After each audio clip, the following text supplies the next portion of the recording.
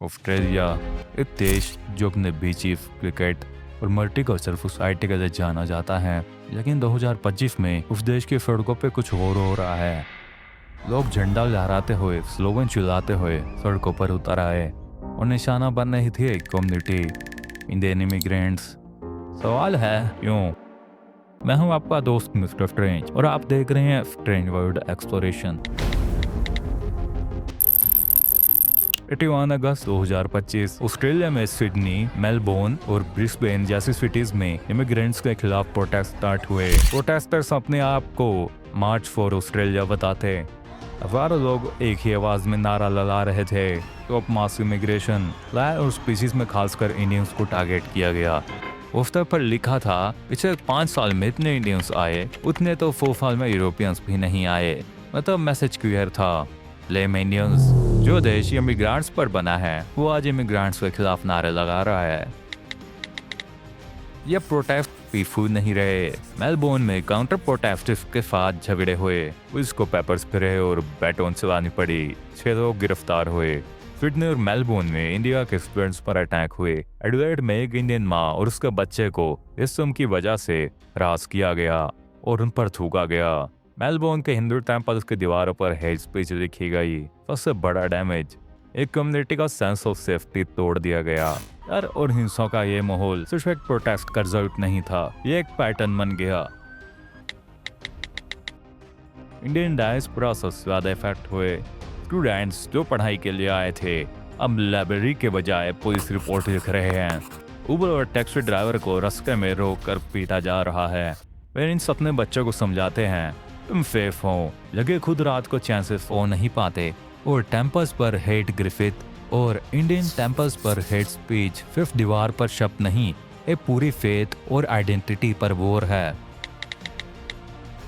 सवाल ये है, लोग इतने गुस्से में क्यों हैं? प्रोटेस्ट्स के पोस्टर बोलते हैं माइग्रेंट हाउसिंग क्राइसिस और जॉब लॉस की वजह है, लेकिन रियलिटी अलग है।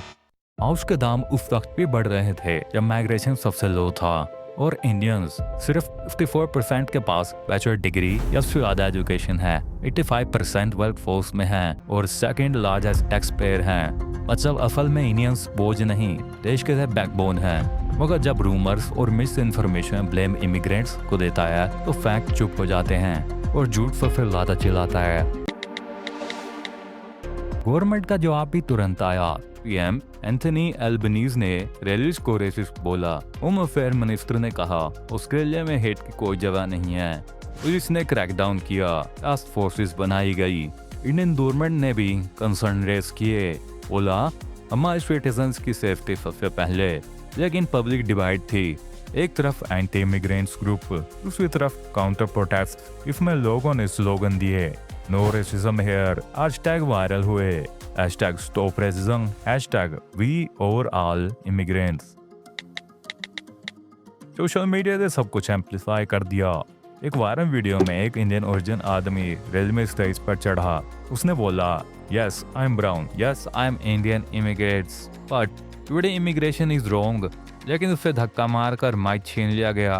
यह वीडियो लाखों करोड़ों लोगों ने देखा, लेकिन आयरनी ये थी वो इमिग्रेट खुद एंटी इमिग्रेशन रिटोरिक रिपीट कर रहा था। मतलब प्रेशर इतना है कि माइग्रेंट्स को खुद अपनी अथॉरिटी प्रूफ करनी पड़ रही है, फिर भी एक्सेप्ट नहीं किए जाते। आज जो लोग इंडियंस को आउटसाइडर बोलते हैं शायद भूल गए हैं कि ऑस्ट्रेलिया की कहानी इमिग्रेंट से बनी है। फर्स्ट नेशन के अलावा हर ऑस्ट्रेलियन कहीं और से आया है। British convicts, Italians, Greek, Vietnam. But Australia policy 1901 में बनाई गई थी जिससे एशियंस को रोकना था, पर वो फेल हुई और आज ऑस्ट्रेलिया एक मल्टीकल्चरल सोसाइटी है। आइडली देखी जाए जो देश इमिग्रेंट्स पर बना है वही इमिग्रेशन से डर रहा है। सवाल है, इंडियंस ने ऑस्ट्रेलिया पर दिया क्या है? इसका जवाब है doctors, nurses, IT experts, engineers, taxi drivers. बस सेक्टर में इंडियंस एक्टिव हैं। यूनिवर्सिटीज उनकी फीस पर चलती है। फेस्टिवल जैसे दिवाली अब मेन स्ट्रीम बन गए हैं। और सबसे बड़ी बात, इंडियन सिर्फ लेते नहीं, देते हैं। टैक्स, स्किल्स और कल्चर। एक फरवरी ने क्लियर किया, Indian second largest tax paying disposer है। ये कम्युनिटी खतरा नहीं, एक एसेट है। तो क्या प्रोटेस्ट सही है? गुस्सा जेन्युइन हो सकता है। हाउसिंग और पॉजिटिव लिविंग एक रियल इशू है, लेकिन ब्लेम इमिग्रेट्स को देना, खासकर इंडियंस को, ये गलत है, क्योंकि फैक्ट के बिना ब्लेम सिर्फ रेसम बन जाता है और रेसम का भी सोल्यूशन नहीं है, सिर्फ और सिर्फ प्रॉब्लम क्रिएट करता है। सोल्यूशन सिंपल है और टफ है। पहला, मिस इन्फॉर्मेशन को फैक्ट से तोड़ना। दूसरा, हाउसिंग और जॉब्स के असली प्रॉब्लम्स को एड्रेस करना, क्रैप गोटिंग नहीं। तीसरा, एंटी हेट लॉस को स्ट्रॉन्ग बनाना होगा। और सबसे जरूरी, एक नया नैरेटिव बिल्ड करना होगा जिसमें माइग्रेट्स को थ्रेट नहीं, एक कंट्रीब्यूटर के रूप में देखा जाए। एक इंडियन लॉयर ने कहा था, Indians are not overwhelming Australia, they are helping Australia to survive. शायद इस सच को समझना ही असली सोल्यूशन है। ऑस्ट्रेलिया के प्रोटेस्ट हमें एक मिरर दिखाता है कि डर और मिस इन्फॉर्मेशन एक देश को डिवाइड कर सकता है, लेकिन यूनिटी और सच उस देश को हील भी कर सकता है।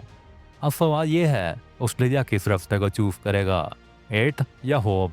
चॉइस अब उनके हाथ में है। तो दोस्तों, आज की वीडियो यहीं खत्म होती है। अगर आपको हमारी ये वीडियो पसंद आई हो तो इस वीडियो को लाइक करके हमारे चैनल स्ट्रेंज वर्ल्ड एक्सप्लोरेशन को सब्सक्राइब करें और बेल नोटिफिकेशन को ऑल द सेट करें, ताकि हमारी नई वीडियो की नोटिफिकेशन आपके पास सबसे पहले आए। मिलते हैं अगले वीडियो में, तब तक के लिए सायोनारा।